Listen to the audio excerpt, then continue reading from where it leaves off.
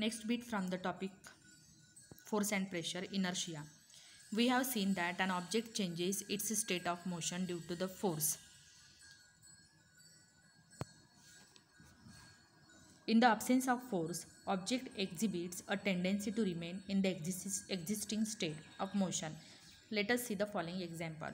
तर विद्यार्थ्यांना आपल्याला माहिती आहे की कोणताही ऑब्जेक्ट त्याची जी स्टेट आहे तो मोशनमध्ये आहे किंवा रेस्टमध्ये आहे. रेस्टमध्ये असेल तो रेस्टमध्येच राहतो किंवा मोशनमध्ये असेल तर मोशनमध्येच राहतो. परंतु जर एखादा फोर्स त्या ऑब्जेक्टवरती ॲक्ट होत असेल तर तो ऑब्जेक्ट त्याची स्टेट चेंज करत असतो. त्याची मोशनची असो किंवा रेस्टची असो, तो त्याची स्टेट चेंज करत असतो.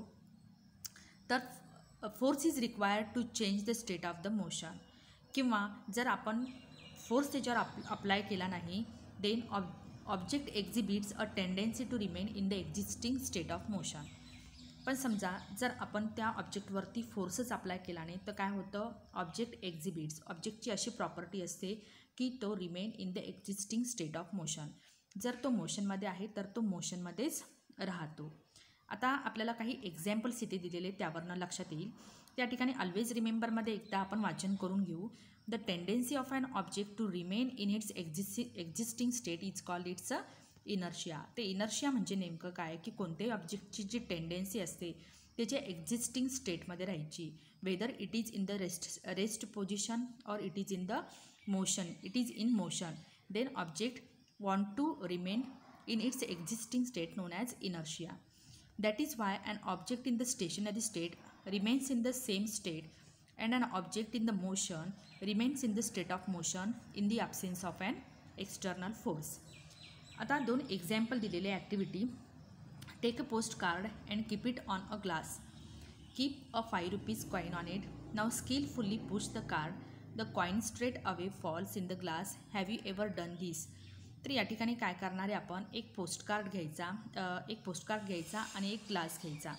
जसं जस्ट सी दिस फिगर, एक ग्लास घेतला आपण, एक पोस्टकार्ड घेतला. या पोस्टकार्ड जो आहे ग्लासवरती अशा पद्धतीने आपण ठेवलेला आहे.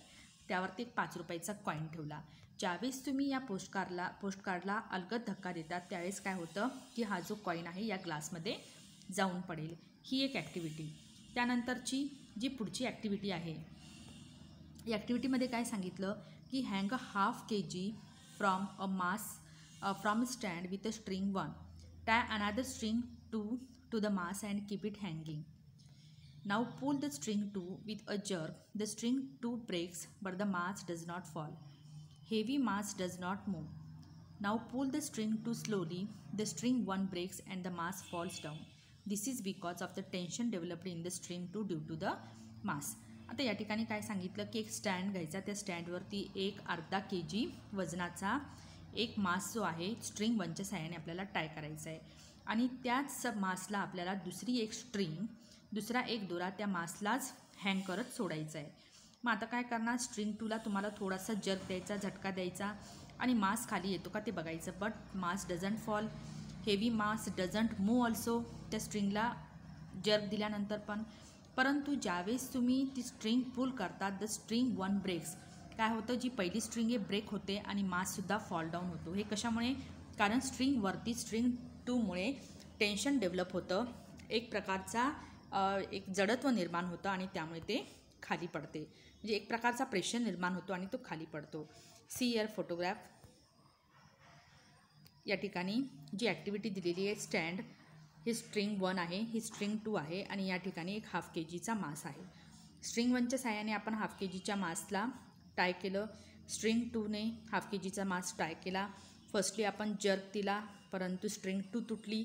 परत एकदा आपण त्याला नॉट केलं आणि अलगद त्याला हळूवार खाली ओढलं तर स्ट्रिंग 1सुद्धा ब्रेक झाली आणि माससुद्धा खाली आला due to the tension. In this way तर इनर्शिया ही काय असते, this is tendency of an object to remains as it is in the existing state. So students, we have completed here inertia. In our next video we will discuss about the types of the inertia.